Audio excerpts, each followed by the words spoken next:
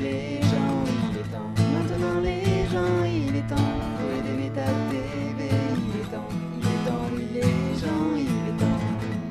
C'est bien mieux pour les gens, il est temps. Pour le cerveau des gens, il est temps. Méta TV c'est bien plus intéressant. Il est temps de devenir intelligent. Pour aider Méta TV dès maintenant. Tous les gens faites des dons, il est temps. Aider Méta TV tous les gens. Allez les gens, vous changez, c'est maintenant. Aider Méta TV tous les gens. Aider Méta TV c'est bien moins chiant. Aider Méta TV, allez les gens.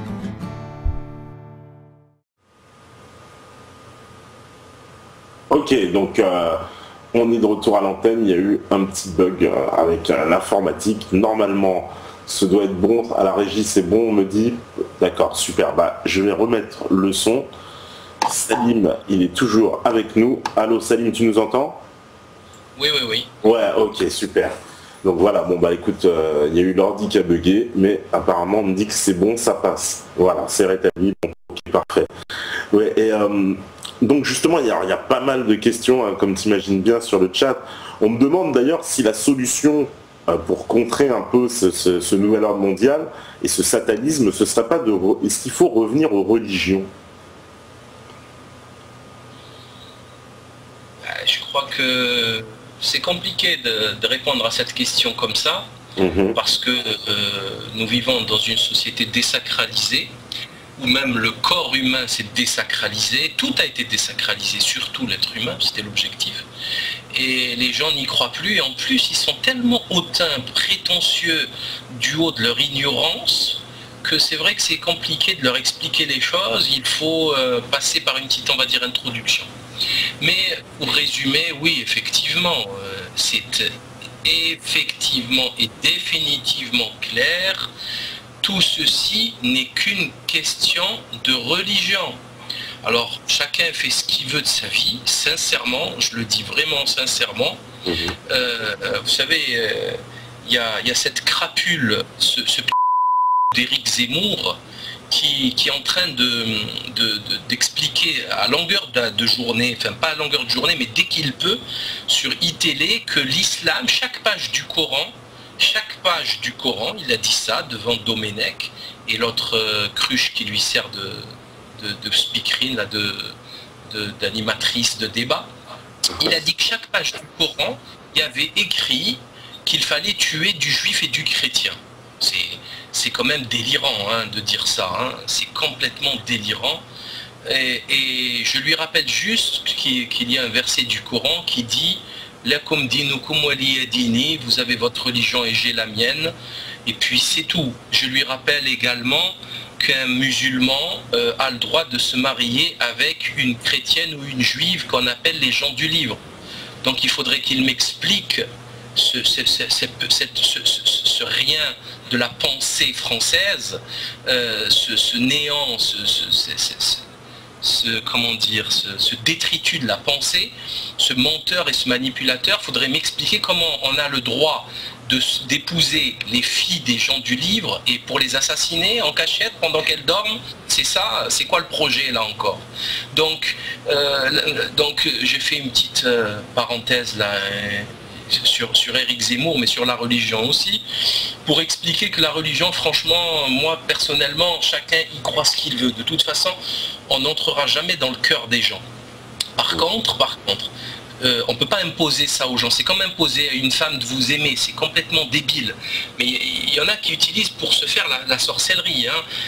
Notamment le cerveau de hyène au Maroc. C'est un mets extrêmement cher qu'on utilise pour justement jeter des sorts. Il y a une femme de ministre marocain qui a été attrapée pour du braconnage de hyènes au Maroc. C'est rigolo tout ça, hein. Vous voyez, des femmes de ministres qui font de la sorcellerie. Et c'est exactement la même chose en France, hein. La sorcellerie est extrêmement présente dans les hautes sphères de l'État. Pierre Bélanger l'a prouvé. C'est Pierre Bélanger avec son mentor Claude Desplaces, le voyant de Skyrock, l'a prouvé. Je l'ai prouvé dans le livre d'ailleurs. Oui, ça c'est ton livre sur Pierre Bélanger. la dérive Skyrock, Danse avec Bélanger, Danse avec le diable. Ce type s'amuse il fonde la sorcellerie, c'est du pur satanisme. C'est le patron de la net économie. Il est ultra moderne le mec, hein, avec son internet, ses skyblogs, sa radio. Il fait le mec hyper moderne, hyper très riche. Il habite dans des quartiers chics. Enfin, il habitait dans les quartiers chics, il a déménagé maintenant. Mais bon, bref, et ce type, c'est juste un sorcier. Donc c'est très curieux. Et encore une fois, la franc-maçonnerie, qui est l'élite du pays. C'est elle qui dirige la France, c'est la franc-maçonnerie. Alors la place Beauvau, c'est la franc-maçonnerie. L'éducation nationale, c'est la franc-maçonnerie. Le gouvernement est plein de francs-maçons. Il y a des partis politiques comme les radicaux de gauche, c'est du pur, c'est une création de la maçonnerie. Les mutualités, les banques, c'est de la pure maçonnerie.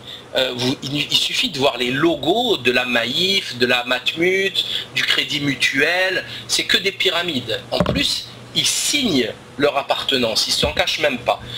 Où est-ce qu'ils pratiquent leurs planches, les maçons? Ils ne les pratiquent pas par hasard dans le temple de Salomon, quand bien même serait-elle athée comme le Grand Orient depuis 1905? C'est pas dans le temple de Salomon. C'est qui Salomon? Attendez que je réfléchisse. Est-ce que c'est un... Ah tiens, c'est un des prophètes de Dieu. Dieu, qui est le créateur? Ah, le bon Dieu. C'est un prophète de Dieu, tiens. Donc il planche dans un temple de Dieu, dans le temple du prophète de Dieu, et tout ça pour reconstruire ce temple prochainement, en Palestine occupée, et on va me faire croire que ce n'est pas religieux tout ça. Vous vous foutez de qui là? Donc soit on ouvre les yeux et on voit la réalité, soit on ferme sa grande gueule parce qu'on déblatère des conneries.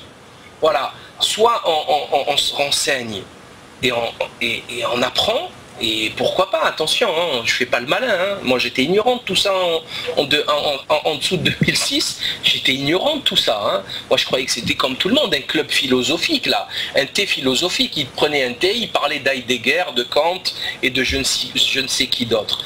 Non, non, non, non, ce sont des sectes. Hein.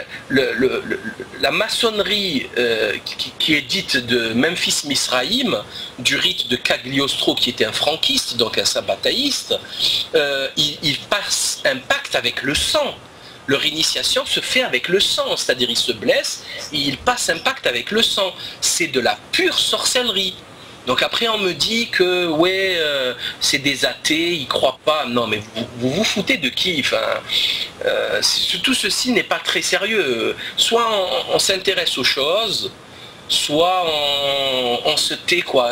Allez voir la Coupe du Monde, Roland Garros, bientôt le Tour de France des drogués. Vous inquiétez pas, la vie va bien, amusez-vous, mais ne vous occupez pas de ce qui vous dépasse, s'il vous plaît. Et on me demande si pour toi il y a quand même des bons francs-maçons, ou alors est-ce qu'ils ont été infiltrés, corrompus, ou ils sont manipulés quoi. Est-ce qu'il ne peut pas y avoir de bons francs-maçons?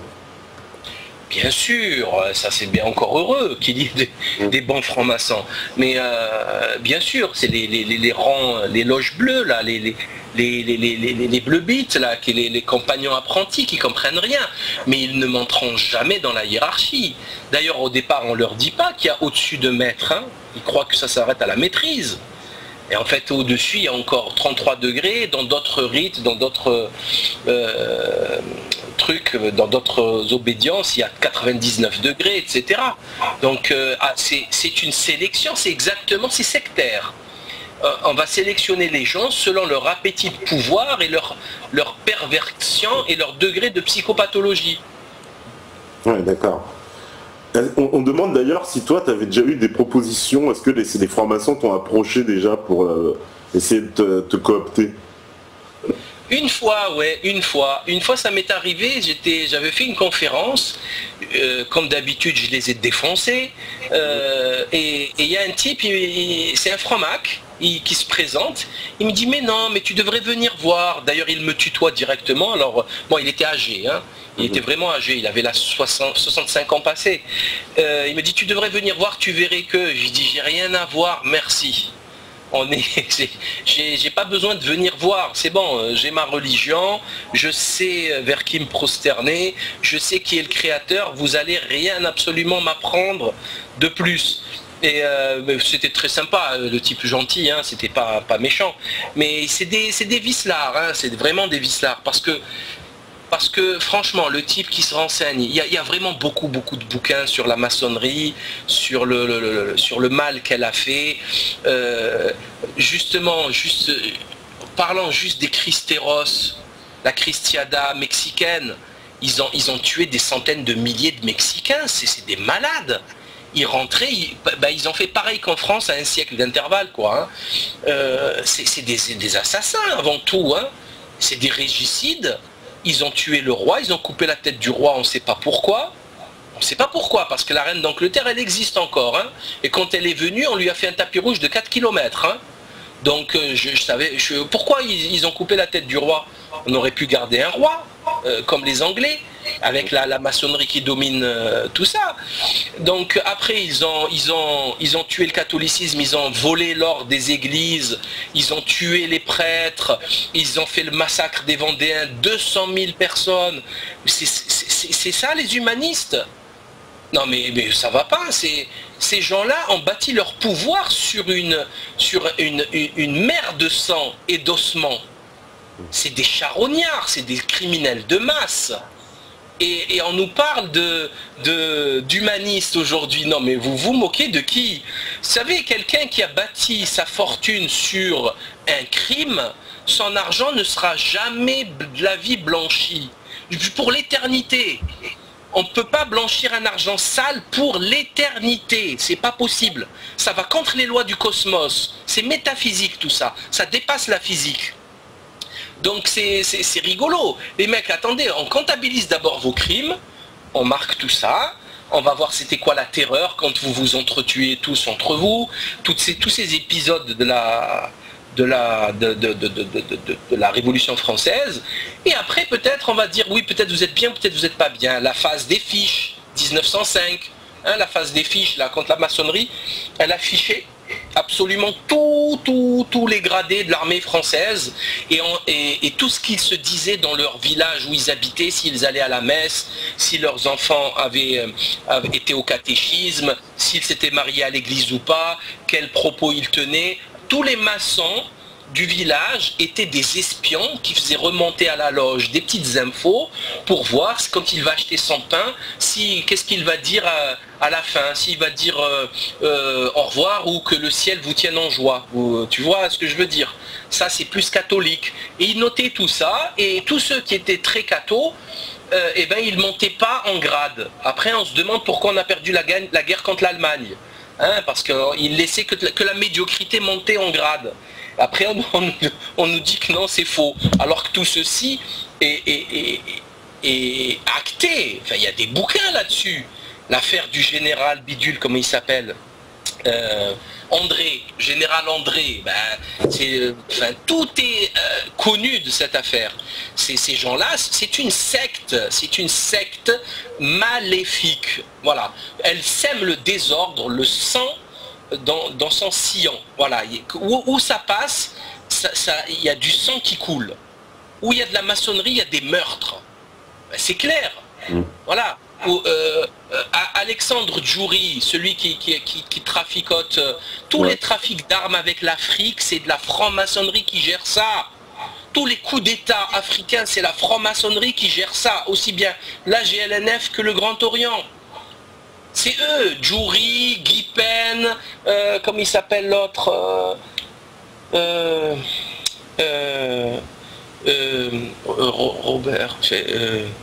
Robert Bourgi, comment il s'appelle l'autre, enfin, tous des francs-maçons qui ont soutenu des dictateurs sanguinaires en leur fournissant des armes, hein, et de la technique et de la formation, hein, comme ils voulaient envoyer des CRS, comme Michel Alliot-Marie voulait envoyer des CRS en Tunisie pour mater la révolte populaire. Ouais. Ces gens sont des démons, c'est des criminels.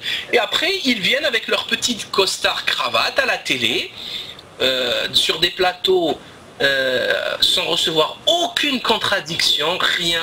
Il n'y a jamais un contradicteur face à leurs mensonges. Et ils viennent, ils balancent leur sornette là, et voilà, et ça passe. Nous sommes des humanistes, nous sommes pour le progrès. Il va vous raconter l'histoire de la pilule, de l'avortement, des histoires à la con, là, enfin un truc qui sert à rien.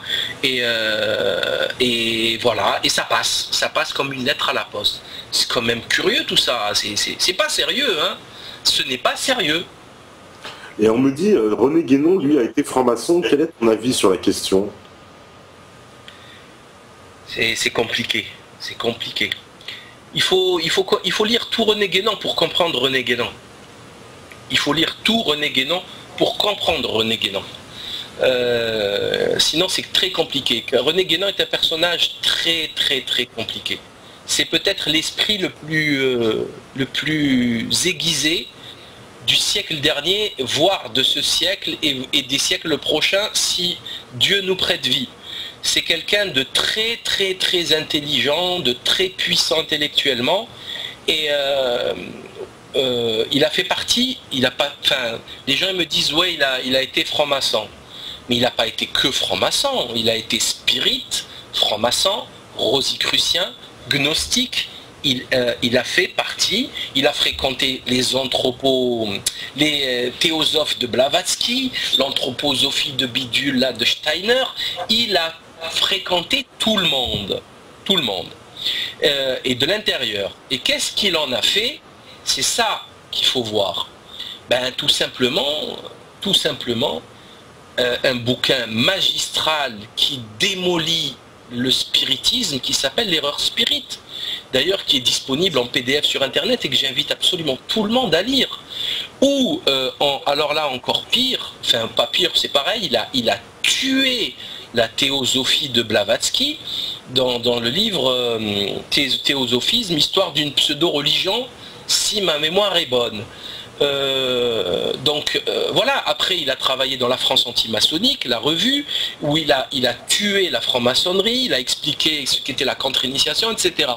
Donc, et quand on lit ces bouquins et quand on voit les détails extrêmement précis qu'il y a à l'intérieur, d'ailleurs c'est très troublant, hein, c'est impressionnant, il savait tout du cheminement et du trajet de Blavatsky, toutes les condamnations judiciaires qu'elle a eues en Russie, en Égypte, en Europe, après aux États-Unis, enfin, on dirait il racontait des petites anecdotes, comment elle faisait semblant de faire parler les esprits en faisant un son de cloche, et un jour la cloche elle était en fait dans sa manche, elle est tombée, elle était cachée ici quoi.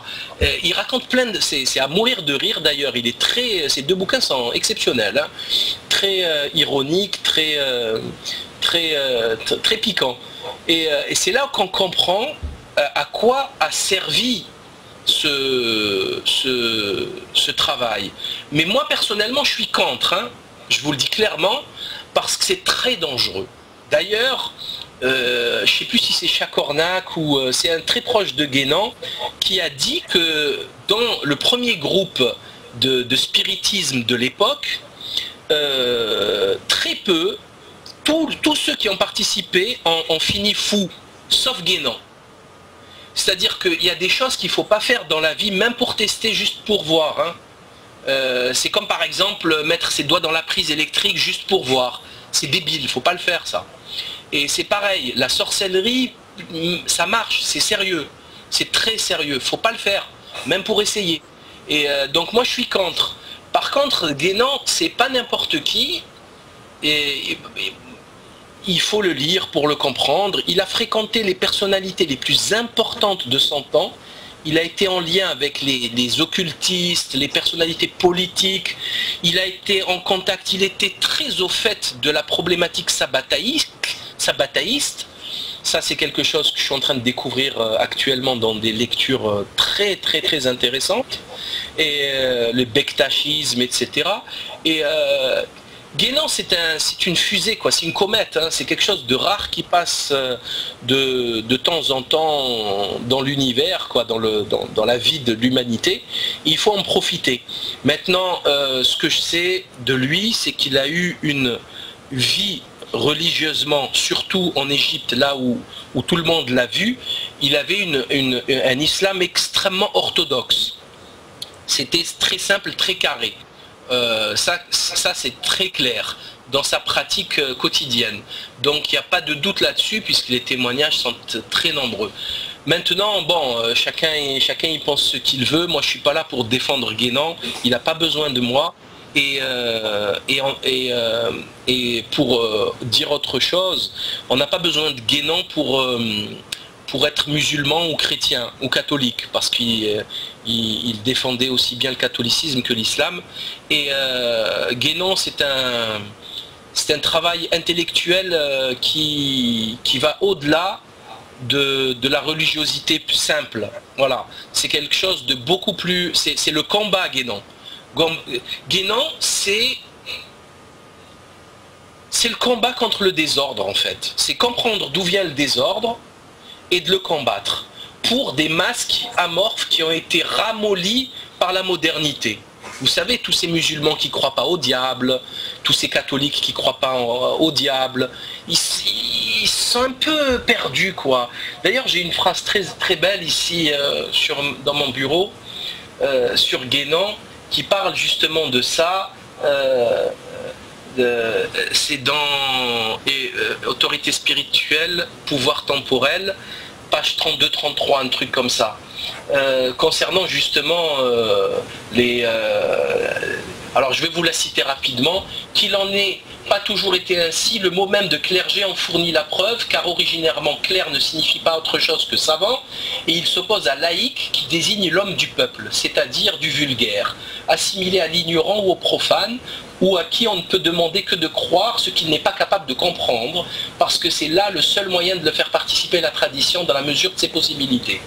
Il est même curieux de noter que les gens qui, à notre époque, se font gloire de se dire laïcs, tout aussi bien que ceux qui se plaisent à s'intituler agnostiques, et d'ailleurs ce sont souvent les mêmes, ne font en cela que se vanter de leur propre ignorance, et pour qu'ils ne se rendent pas compte que tel est le sens des étiquettes dont ils se parent, il faut que cette ignorance soit en effet bien grande et vraiment irrémédiable. C'est pas exactement la phrase que je voulais citer, c'est sur un autre tableau, mais celle-là aussi, elle est magnifique. Elle parle justement des gens qui se vantent. Ça, c'est une phrase typiquement guénonienne, hein. D'ailleurs, c'est une phrase très longue dont la ponctuation est extrêmement importante et dont il a le secret. Guénan était un mathématicien et il avait le secret de la ponctuation. C'est quelqu'un qui écrit vraiment extraordinairement bien.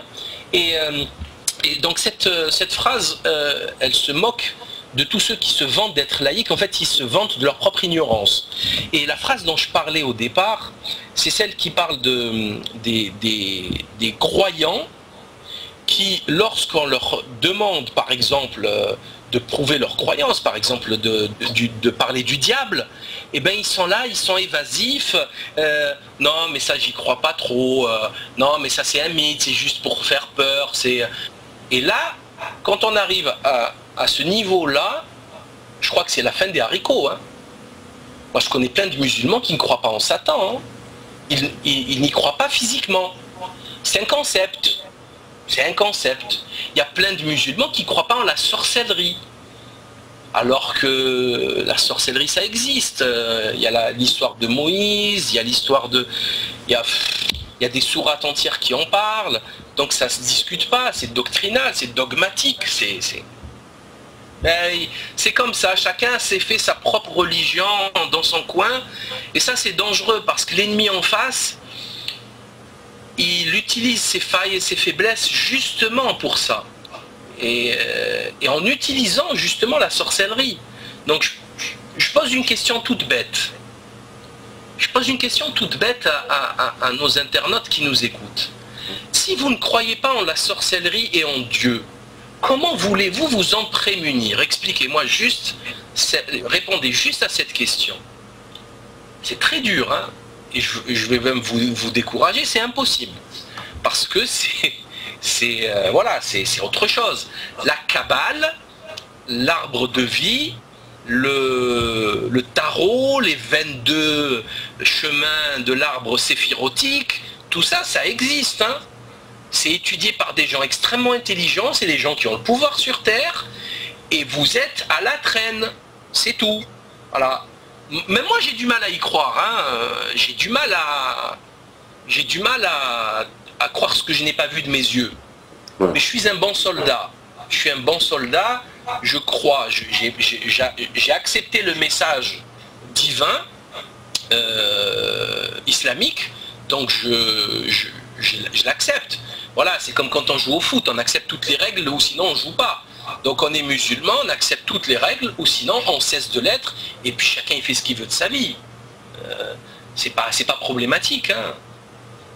On me dit, est-ce que, alors entre guillemets, les cadres de la dissidence, est-ce que les cadres de la dissidence, entre guillemets, ont prévu d'organiser la dissidence? Si ça pète très vite, on est désorganisé complètement, c'est dangereux je trouve. Voilà, c'est Don Carnegie qui nous dit ça. Ben moi je suis je suis contre une organisation, une centralisation. C'est exactement l'inverse qu'il faut faire. Parce que si tu abats la tête, tu abats tout le système. Donc il faut faire comme les communistes, comme les trotskistes qu'ils faisaient, c'est-à-dire qu'il faut faire plein de cellules partout qui presque ne se connaissent même pas entre elles. Ça c'est capital, hein, c'est primordial. Mais vous savez, les gens, souvent ils parlent de dissidence comme si c'était une entité. Il n'y a pas d'entité dissidence, ça n'existe pas. Chacun, il y a des gens divers et variés, chacun travaille, amène sa pierre à l'édifice. Après, on peut l'appeler dissidence, on peut l'appeler résistance, on l'appelle ce que l'on veut. C'est pas problématique, mais la dissidence en tant que telle, ça n'existe pas. Et pour moi, c'est tant mieux. C'est tant mieux, parce que si il y a un monopole, comment dire, s'il y a une seule tête qui représente tout, elle finira par tomber très très vite. Hein. Vous savez ce qu'il fait le système? Les flics, quand ils arrivent dans une manif, surtout dans les pays, on va dire non occidentaux, mais en Occident c'est la même chose, hein, je veux vous le dire, c'est la même chose, c'est plus vicieux. Ben, ils prennent les leaders et ils leur cassent les jambes, hein, ils les mettent en prison, ils leur font des redressements fiscaux, etc., etc. Ils les menacent, s'ils ont des points faibles dans leur histoire familiale, etc.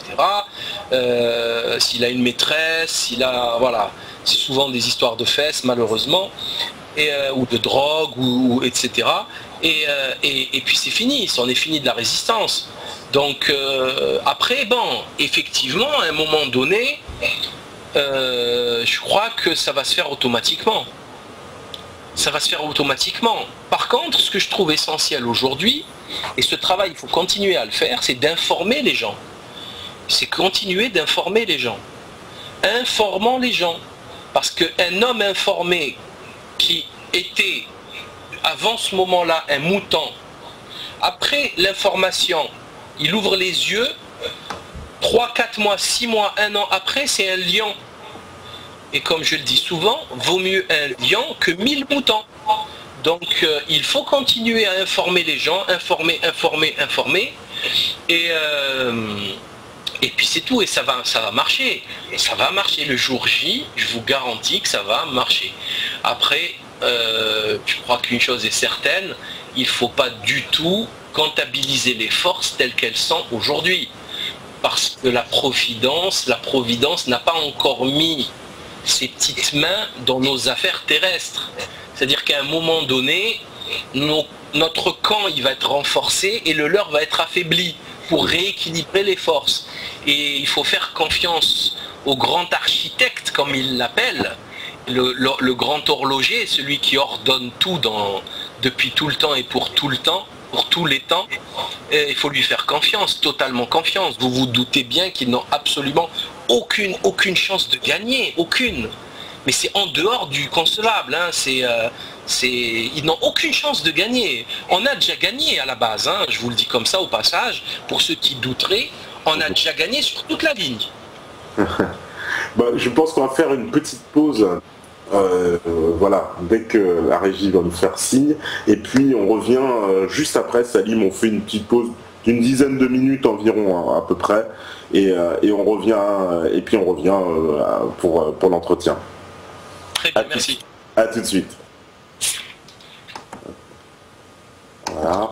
Donc la régie, dès qu'elle est prête, évidemment, elle fait signe. Je sais, elle n'est pas prête, la régie.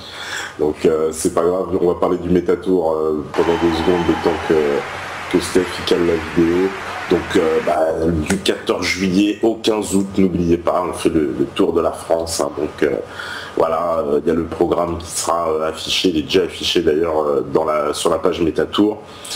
S'il y a des gens qui peuvent nous recevoir, n'hésitez pas à nous envoyer vos coordonnées sur la page Métatour, comme ça on va tout répertorier afin de vous contacter pour organiser ça. Donc si vous avez aussi des suggestions de lieux, hein, des fois, donc en fonction évidemment du parcours, eh ben allez-y, envoyez-nous vos propositions de lieux, etc.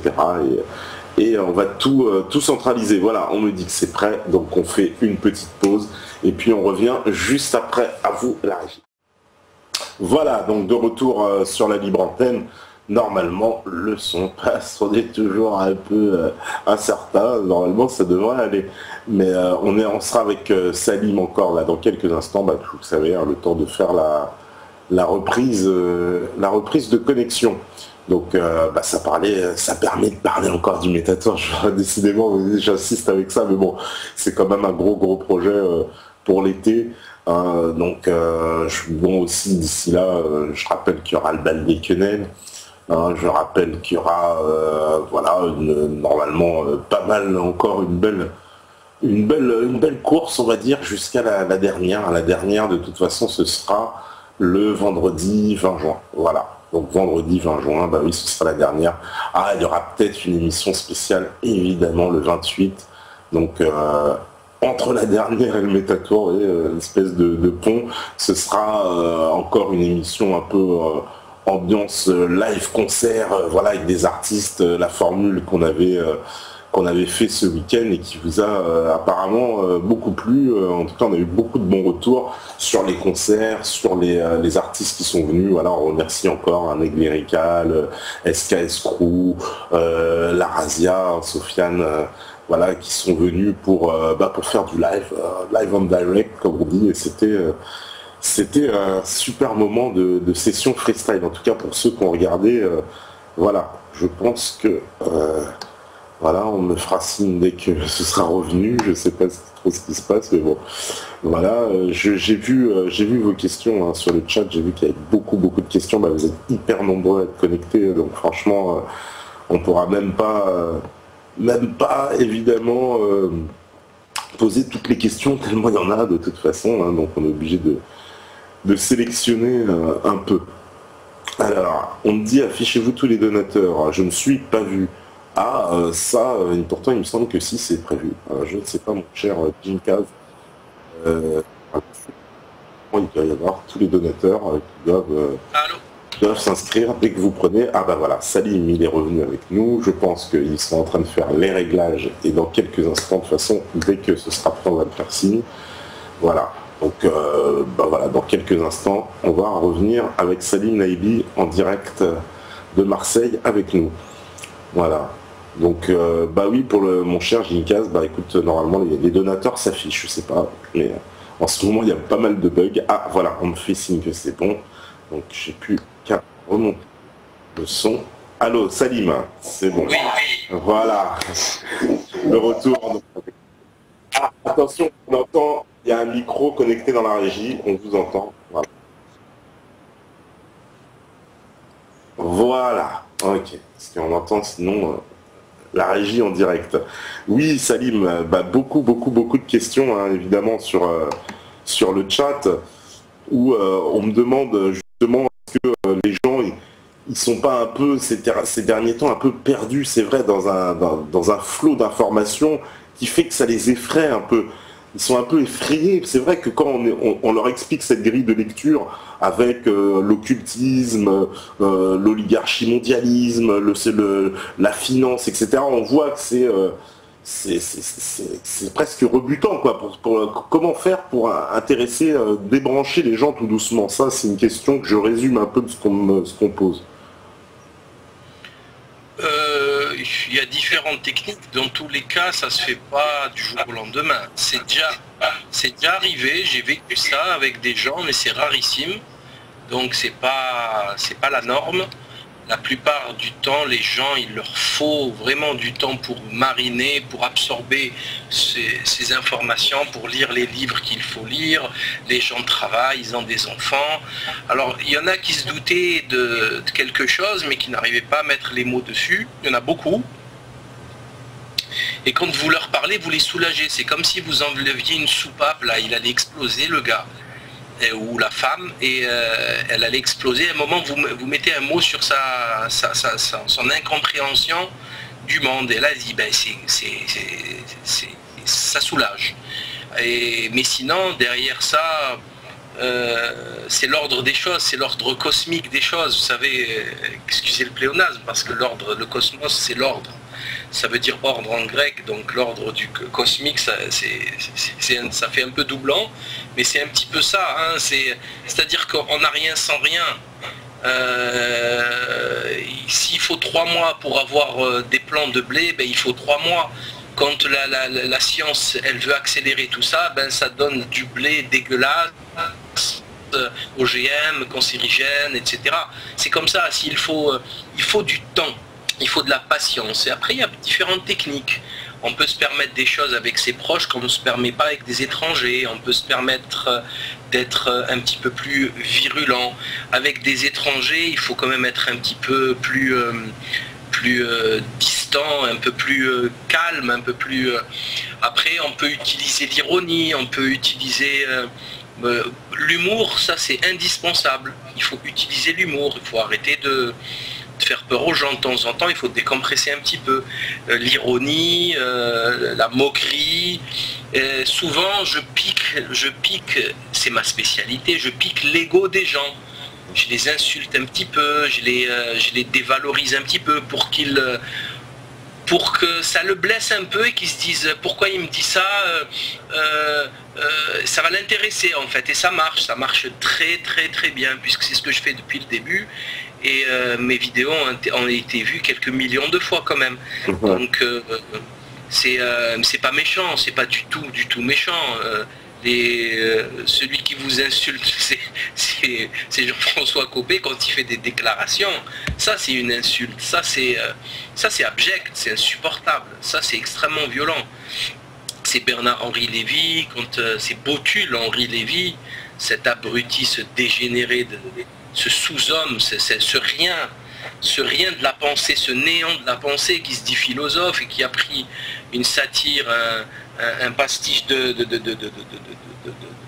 l'humoriste du Canard enchaîné, je ne sais plus comment il s'appelle, Pagès, qui a pris, il a parlé de Jean-Baptiste Botul dans un bouquin où il se foutait de la gueule de la philosophie, enfin, je ne sais plus ce qu'il faisait dans son bouquin, et Botul-Henri Lévy a repris Botul entre Heidegger et Platon, quoi. Ça y est, c'est devenu un grand philosophe dans son livre de la guerre en philosophie. Et ça, ce type, il a sa place. Vous savez, souvent, je disais ça tout à l'heure à quelqu'un, cet après-midi, souvent, vous savez, sur le complot, on peut discourir 4 milliards d'années. Oui, non, non, ça peut durer des années. Par contre, pour pas perdre de temps et parler peu et comprendre beaucoup, franchement, c'est pourquoi Bernard-Henri Lévy, quoi. Pourquoi? Qui est-il? Que fait-il? D'où parle-t-il? Est-il élu? Ça fait 40 ans qu'il est là. Je pourrais dire la même chose de pourquoi Jacques Attali, hein, c'est la même chose. C'est la preuve vivante du complot. Et du complot sabataïste, maçonnique, eschatologique. C'est du pur satanisme. Vous aurez remarqué, je le dis comme ça de temps en temps pour que les gens comprennent, ces gens-là sont remplis de tics. Vous savez que Botul, il s'est fait injecter toute sa vie des picouzes pour arrêter ses tics. Ils sont pleins de tics tout le temps, ils sont comme ça, ils sont possédés. Hein, les gens qui s'intéressent à ces questions vont comprendre. Vous voyez, il y a des contradictions à l'intérieur d'eux.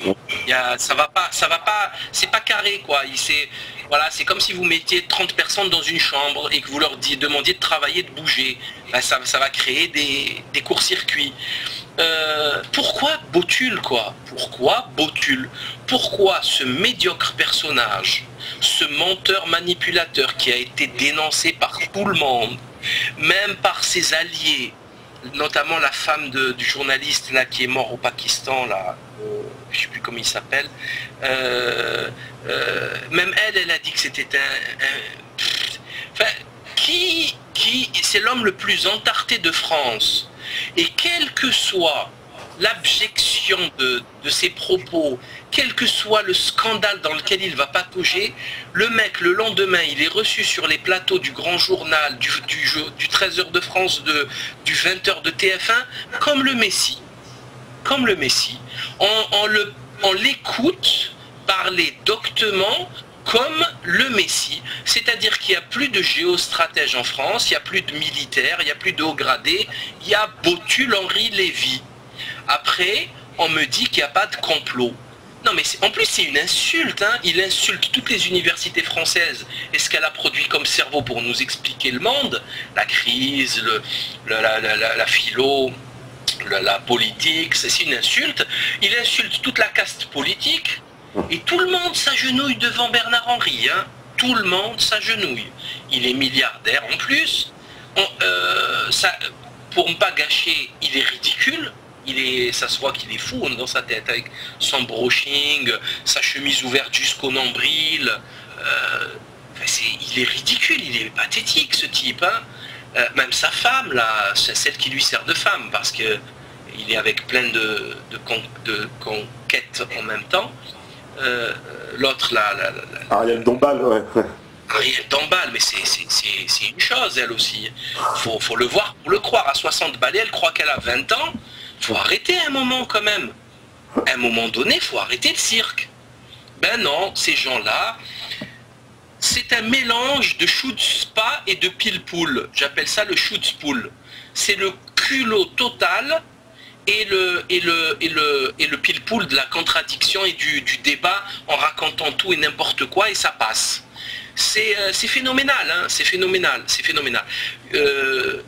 Botul est la preuve de l'existence du complot maçonnique, sabataïque, de la fin eschatologique de ce cycle de l'humanité. Je crois que c'est évident, hein, c'est évident.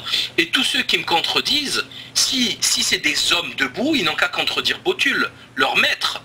Parce que là, je vous garantis que les médiateux, là, les politicailleux, etc., les journaleux, ils arrêteront de manger du pain. Hein. C'est chômage direct. Hein. Donc c'est pas à moi qu'il faut s'attaquer. Attaquez-vous à l'ennemi auquel je m'attaque moi-même. Ouais. Alors on me demande aussi, on me dit dans beaucoup de vidéos, tu incites les musulmans à se révolter pour ne plus être représentés par des chalgoumis.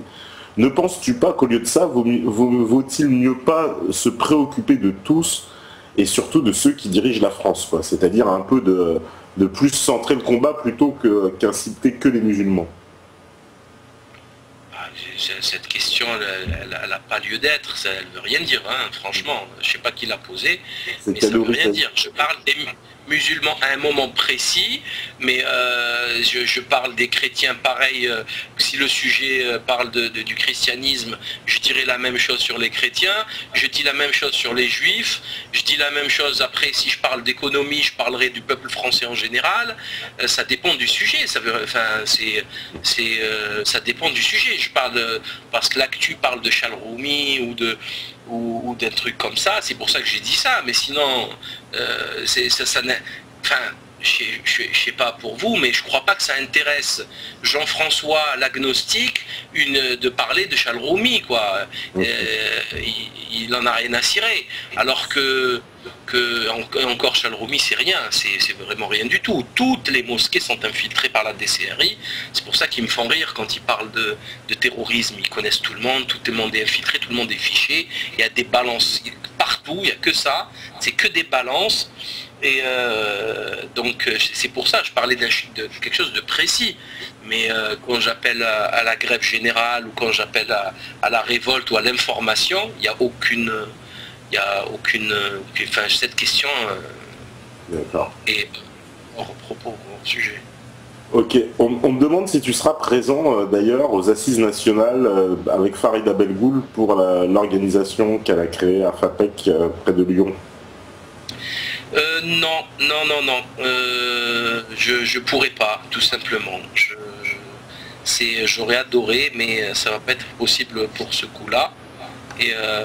Mais bon, est-ce que j'ai besoin de dire que je soutiens totalement la FAPEC et les prochaines initiatives de Farida Belgoul, qui est un exemple de révolte et de dissidence et de résistance au désordre établi par la maçonnerie, quoi. C'est soutien total.